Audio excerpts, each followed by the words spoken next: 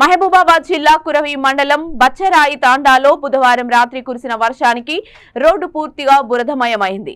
గ్రామస్తులు, రైతులు, వాహనదారులు తీవ్ర ఇబ్బందులకు గురవుతున్నారు. త్వరగా రోడ్డు పనులు పూర్తి చేయాలని గ్రామస్తులు డిమాండ్ చేస్తున్నారు. రోడ్డు పనులు ప్రారంభించిన సదర్ కాంట్రాక్టర్ బిల్లు పాస్ చేయించుకొని పనులు మధ్యనే వదిలేసి వెళ్లిపోయారని, తక్షణమే రోడ్డు పనులు పూర్తి చేయాలని గ్రామస్తులు డిమాండ్ చేశారు.